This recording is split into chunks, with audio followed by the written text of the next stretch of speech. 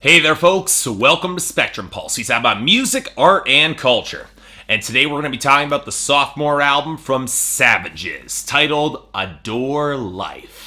This has been one of my most hotly anticipated albums of 2016. And really, if you go back to listen to Savage's absolutely incredible debut album, Silence Yourself, you'd see why. Now that might have been preceded by stark proclamations that many could read as reaching for impact, but the music could actually back it up. A haunted cacophony of noisy guitars, pummeling bass grooves and drums, and Jenny Beth's harsh but starkly emotive delivery, walking the line between very sultry and righteous rage. And that's before we get into the writing. Blunt on the surface, but nuanced in the framing that contorted relationships through a fiercely dominant but complex sexual picture. In other words, with every listen, it only gets better for me, and it was definitely one of my favorite albums of 2013, and it holds up to this day. And yet, ever since then, Savages seems to have eschewed anything that would hem them in artistically, or away from the more intense, difficult music that they wanted to create. Now, this first manifested in 2014 with the performance arts piece Words to the Blind, an improvised collaboration with Japanese acid punk group Boningen that delved into failures of communication across a divide that could only be spanned by regressing down to the simplest and most raw of moments, especially considering that failure of communication wasn't shy about implicating the audience for their own lack of understanding. And thus, when I heard that their full-length sophomore release is partially inspired by Swan's more repetitious parts, well, I wasn't exactly surprised, especially considering the themes and repetition that underscored T.I.W.Y.G, which was another fantastic album. So I was prepared for a very tough but inevitably rewarding experience with Adore Life.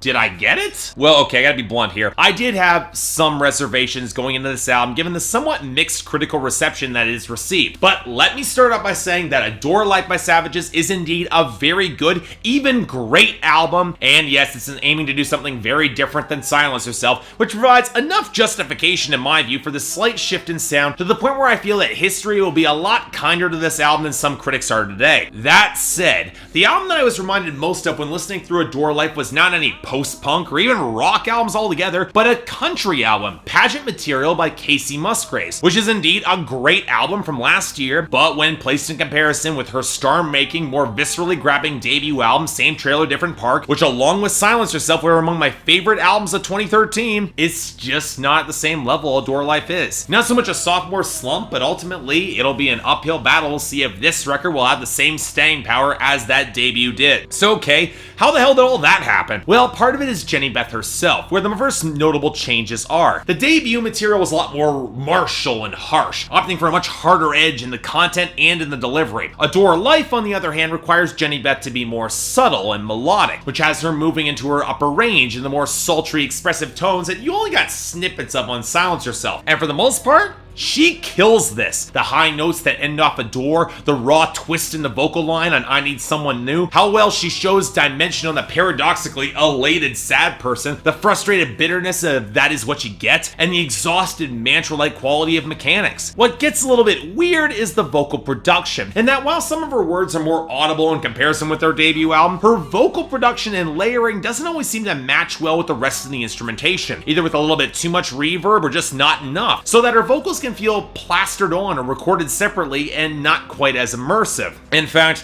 let's get the big issue out of the way with this album right now. For as good as so many of these compositions are, the production really is nowhere near as crisp, cavernous, or powerful as their debut album. When the electric guitar roars to the front, it doesn't have the same bite, the more rhythm grooves aren't as noisy or rough, and the bass texture is severely lacking outside of a few sparse moments. Really, even though the drum arrangements aren't as explosive as they were on Silence Yourself, they're probably the best produced part of this album in terms of the balancing, which is another big issue when you have songs that try for similar atmosphere as Silence Yourself, potent hard-edged bass grooves balanced out by the seething smoky noise in the guitars, and yet don't turn up the bass loud enough to pull this off. I'm not sure who to blame for this. Just like their debut, Savages worked with Johnny Hostel on production, but on Silence Yourself they got some welcome assistance from Roday McDonald on production, which might have been that extra bit of precise fine-tuning that this album could have used. And I say that for two reasons. One, just like always, Savages will play better live than on album. And two, the compositions here really are still quite great. Yeah, the album doesn't have the same explosive force as Silence Yourself, which does hurt tracks that are trying for more of that Titanic Swans-esque repetition, but by opting for a more intimate focus, there are moments that really do connect for me. I like the subtle melodic major chord shift on Sad Person that turns an otherwise pretty dark song into something that's a lot brighter, almost elated. I love the roiling grooves that drive evil and slowing down the world, the seething, glitchy atmosphere that swells around I Need Something New as the persistent drums and bass drive that foundation, or the more lo-fi, furious picking of That Is What You Get that eventually fades into the ebbing waves of fragmented atmosphere on Mechanics. Now, the songs that probably suffer the most from not having that same textured bite are When in Love and Surrender, as well as The Answer, although the slightly unsteady grooves might be too awkward to make that work regardless, as they were both crying out for more swell and power beneath them. And even though I'd probably say Adore is my favorite song on this album, you could probably drive those huge crescendos, which are awesome in their own right, into even more powerful territory if the production could really back it up. But of course, where Savages always wins me over, last time especially, was in the lyrics. And like what I said before, I'd argue there's not quite the same visceral punch in the writing as there was in the debut. But I'm also more willing to give it a pass as intentional, because while Savage's debut was driven by aggression, this is now more focused on finding pleasure and love and wringing every bit of passion out of life, good or bad. As such, while Jenny Beth's dominant persona is plenty intact, it's a fair bit more subtle and even compassionate this time around, mostly as it sketches out the picture of the man and the life that she craves to love. And note that when I say love, I'm referring to Jenny Beth's distinctive brand of it. Raw, decisive, flagrantly sexual, and experimentally brand of it. And what I really appreciate is how that's all framed, which is not exactly always positive. Yes, you get snapshots of the elation that she feels by embracing all of that emotion and freedom and not kowtowing to the detachment of a disapproving society, but she also knows that it's an addiction that constantly has her searching for more in a relationship to stave off sadness and her own doubts, or partners who won't bring that same intensity that she does. That's one of the reasons why I love Adore so much. It presents her with all the questions and doubts on why she might feel guilt or fear for wringing out as much raw pleasure out of adoring life and love when others can't or won't do the same. And yet by sheer force of will, she owns all of it. But of course, it can't all go one way. That's part of the problems with love, which is why she tries to compel her partner to reveal the roots of his own insecurities on slowing down the world to not exactly great results. It exposes more of her uncertainties, or the semi-public sex springing up from boredom on I Need Something New. It's one of the reasons why the heartbreak of That Is What You Get hits so hard for me. This is a song where she throws it all on the line yet again, the exhausting passion that's doing a number on her psyche as she chooses not to detach, and yet at the end of the song, you hear the ring of applause and laughter from a crowd who is plainly detached from her emotions. And if that's not the sort of indictment of both her and her audience, analogous to what Father John Misty did on Born in the USA last year, I don't know what is. And yet,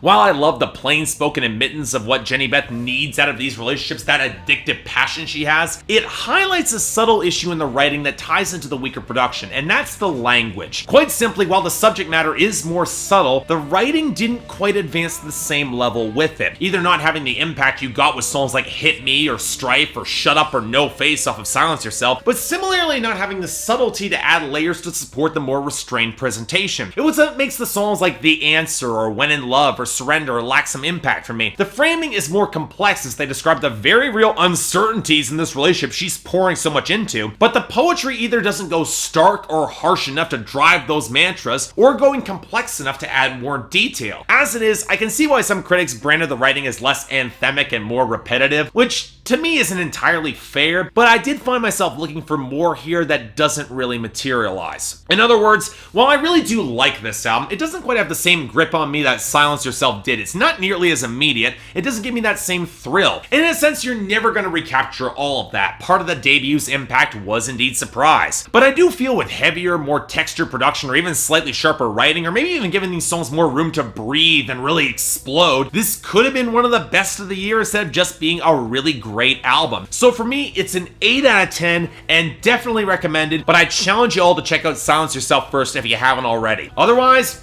look, there isn't much better post-punk like this being made anymore, and for that reason alone should be enough to get all you check this out first. You won't regret it. So yeah, thanks a lot for watching. If you'd like to like and subscribe, I'd be more than grateful. This next couple of weeks, I'm gonna have a lot of metal coming up, a lot of hard rock albums that I gotta get through. So just stay tuned for all that. Yes, Megadeth is probably gonna be next, and expect that review to be controversial. But until then, if there's anything else I might be able to do to improve my presentation, or any other albums I'm going to miss, I'm happy to hear them. Till then, I'm Mark, you're watching Spectrum Pulse, and I'll see you next time.